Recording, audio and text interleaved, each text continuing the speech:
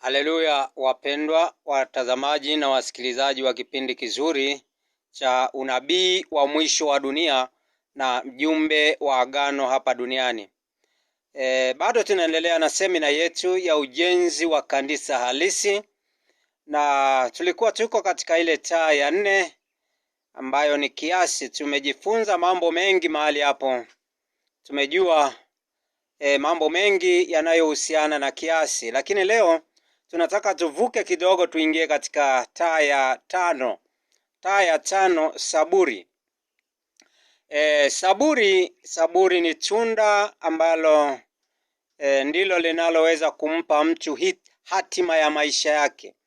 Tunda ambalo linampa mtu hatima ya maisha yake. Tunaona wasomi wengi wanasubiri, wanaendelea kusoma, wanasoma, wanafikia kwenye hatima yao, wanapata kazi, wanapata kujiajiri, kwa sababu walisubiri wakasoma. Lakini wale wenye haraka namna hiyo huwa hawawezi kufikia kwenye ile hatima ya maisha yao.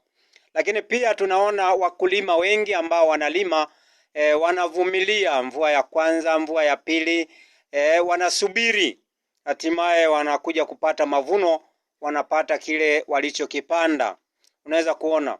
Lakini silo tu tunajifunza katika neno la Mungu kwamba subira ndiyo inayemfanya Mungu aweze kukushindia. Subira inamfanya Mungu akushindie, lakini ukiwa na haraka ndo inamfanya shetani aweze kukuvaa wewe na kufanya vitu ambavyo ni kinyume na mapenzi ya Mungu. Tunaona pale katika kitabu cha Zaburi 25 mstari wa 3 mpaka wa 5, anatufundisha habari za kusubiri. Kusubiri. Subira ni inavuta heri, Waswahili wanasema. Lakini pia katika Yakobo mlango wa 5 mstari wa 5 mpaka 12, anazungumzia habari ya subira ya Ayubu, jinsi ambavyo aliona mwisho wa Bwana kuwa ni mzuri. Lakini subira ndio inayekushindia sasa majaribu mbalimbali. Maana unapokuwa unasubiri, kunakuwa na mitihani ambayo inakuwezesha wewe kuwa mvumilivu ili uweze kushinda ile mitihani, upokee kile kitu ambacho Mungu alikikusudia. Kwa hiyo subira huwa baada ya majaribu mbalimbali. Majaribu huwa yanakuja kwa wanadamu, majaribu aina mbalimbali, na yale majaribu yanaweza yakakufanya ukawa na haraka, ukatoka kwenye lengo, ukatoka kwenye kusudi, ukatoka kwenye mambo ya usawa ya kiasi ya Mungu. Unaweza kuona. Kwa hiyo leo tunataka tuangalie habari ya mamlaka kuu zilizowekwa na Mungu. Zipo mamlaka kuu 3 ambazo Mungu ameziweka katika dunia.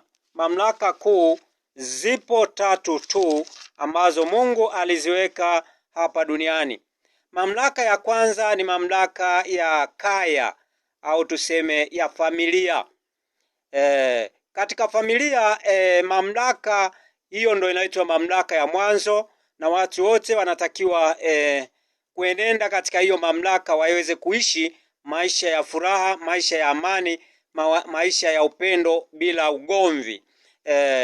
Maisha haya ya mamlaka ya kwanza yanahusiana na habari ya ndoa. Ndoa ndoa ni hiari ya mapatano ya watu wawili ya jinsia mbili, kati ya mke na mume, ndio wanaoanzisha familia. Ndio hiyo inaitwa mamlaka ya kwanza. Na mamlaka ya kwanza sasa, kutawala hiyo mamlaka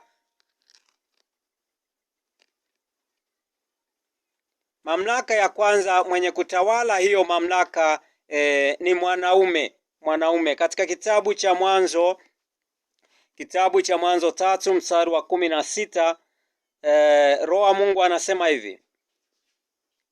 Mstari wa 16 anasema, akamwambia mwanamke, hakika nitakuzidishia uchungu wako na kuzaa kwako.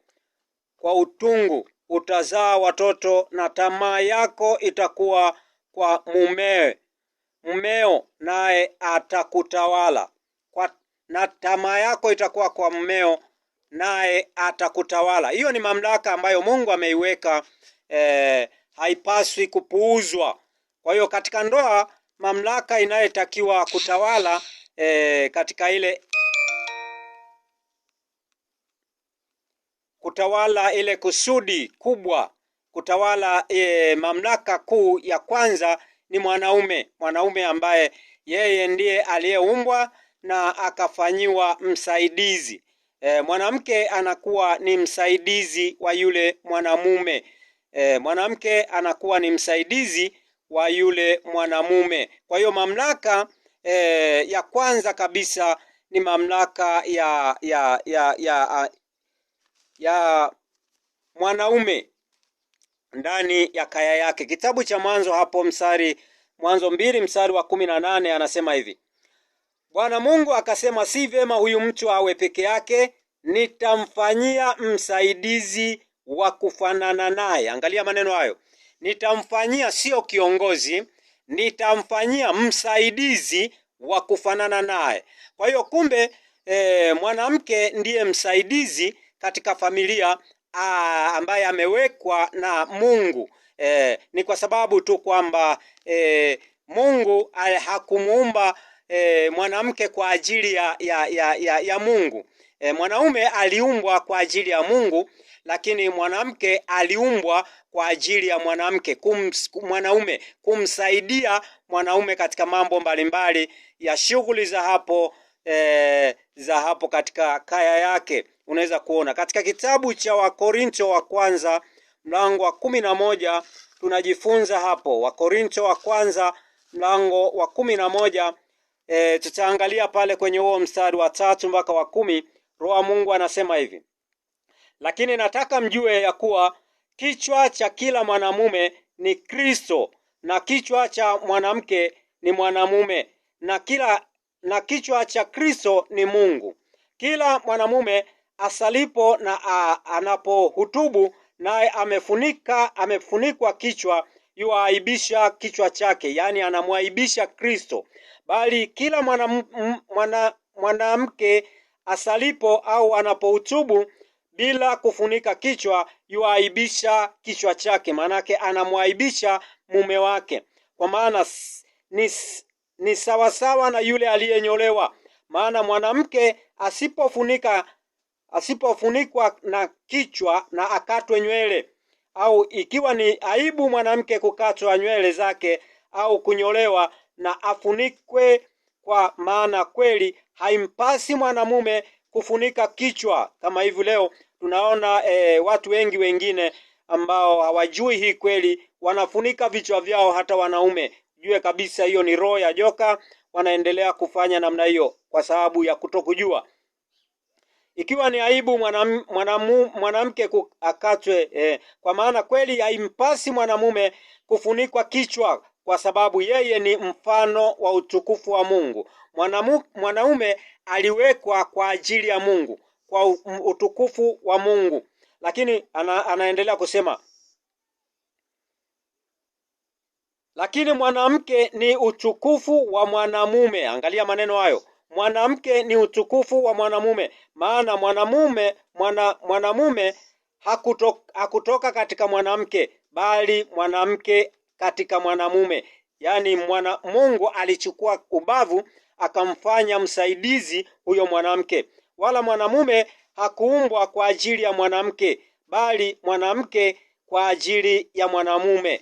Mwanamke kwa ajili ya mwanamume. Kwa hiyo kumbe mwanamke hana mamlaka ya kutawala wanaume. Unaweza kuona, ndio maana leo vurugu ziko nyingi, kwa sababu wanawake leo wamecharuka, wanataka na wenyewe watawale, wanataka haki sawa, wanavunja agizo la Mungu, wanavunja maagano ya Mungu aliyoagana. Kwa hiyo mwanamke haipaswi kutawala, wala hata kwa habari ya kuhutubu katika kanisa. Katika kitabu cha waraka wa kwanza wa Korintho hapo mlango wa 14 tutaangalia huo mstari wa 34 mpaka hapo chini. Anasema hivi 34, wa Korintho wa kwanza. Lazima tutii mamlaka zilizowekwa na Mungu. Anasema hivi: wanawake na wanyamaze katika kanisa, maana hawana ruhusa kunena, bali watii kama vile inenavyo Torati. Mwanamke hana ruhusa kunena katika kanisa. Leo wanawake wengi ndio wamekuwa maaskofu, ndio wamekuwa wachungaji, ndio wamekuwa watu wanenaji. Hizo ni roho za mapepo, roho za mashetani ambazo ziliachiliwa namna kama jinsi tulivyoona chapa ya mnyama. Nao wakitaka kujifunza neno lolote, na wawaulize waume zao wenyewe nyumbani mwao, maana ni aibu wanawake kunena katika kanisa. Angalia maneno hayo, ni aibu wanawake kunena katika kanisa. Au je, neno la Mungu lilitoka kwenu au kuwafikiria ninyi peke yenu? Mtu akijiona kuwa ni nabii na mtu wa rohoni, na ayatambue hayo ninayoyaandika, ya kwamba ni maagizo ya Bwana. Lakini mtu akiwa mjinga na awe mjinga. Mtu akiwa mjinga na aruhusu mwanamke aweze kuhutubu, aweze kufundisha kanisa, kwa sababu Mungu alikuwa anazungumza na Adamu, lakini shetani alikuwa anazungumza na mwanamke, na ndio maana dunia ikaingia katika laana. Kwa hiyo mwanamke sio kiongozi. Narudia kusema kwamba mwanamke hapaswi kuongoza katika dunia, katika wanaume waliopo. Ikiwa labda wako wanawake kwa wanawake, hapo anaruhusiwa labda kuongoza namna hiyo. Katika kitabu cha Timotheo wa kwanza, waraka wa kwanza wa Timotheo, tutaangalia pale kwenye mstari wa 2. Waraka wa kwanza wa Timotheo mstari wa 2, mlango wa 2 pale mstari wa 8 mpaka 15, anasema hivi. Mstari wa 8 mpaka 15, basi nataka wanaume wasalishe kila mahali, huku wakiinua mikono iliyotakata, pasipo hasira wala majadiliano. Vivyo hivyo wanawake na wajipambe kwa mavazi ya kujistiri. Leo wanawake wanajionyesha maungo yao, wanaonyesha hata uchi zao ovyo ovyo tu namna hii. Wamekuwa ni mashetani namna hiyo, wakivaa mavazi yasiyo na maana na kuweka manywele ya ajabu ajabu kichwani. Wamekuwa yani ni kama shetani linapita namna hiyo. Pamoja na adabu nzuri na moyo wa kiasi, si kwa kusuka nywele wala kwa dhahabu na lulu wala kwa nguo za thamani, bali kwa matendo mema, kama iwapasavyo wanawake wanaokiri uchaji wa Mungu. Mwanamke na ajifunze katika utulivu, akitii kwa kila namna. Simpi mwanamke ruhusa ya kufundisha wala kutawala mwanamume, bali awe katika utulivu, kwa maana Adamu ndiye aliyeumbwa kwanza na Hawa baadaye. Wala Adamu hakudanganywa, ila mwanamke alidanganywa kabisa, akaingia katika hali ya kukosa. Walakini ataokolewa kwa uzazi wake, kama wakidumu katika imani na upendo na utakaso, pamoja na moyo wa kiasi. Kwa hiyo kama mwanamke anataka aingie katika ufalme wa Mungu, aachane na kichwa cha kishetani cha kusema kwamba yeye ni mtawala, anaweza akatawala wanaume, anaweza akatawala watu. Yeye ni msaidizi, yeye ni msaidizi, hana uwezo wa kutawala. Anatumiwa sana na shetani, na utaona dunia jinsi ilivyojaa, au nchi jinsi inavyojaa katika laana. Mnaona mapigo mengi kwa sababu shetani ndio anayetawala katika dunia. Mungu awape neema, Mungu akupe neema wewe uliye mwanamke mteule, uweze kujua kuwa mwaminifu na mnyenyekevu, uwe na kiasi, usikimbilie kutawala. Subiri Mungu atakapokuinua wewe katika familia yako. Mungu akupe neema ili kuweza kuyajua hayo, kwa jina la Bwana Yesu Kristo. Amen.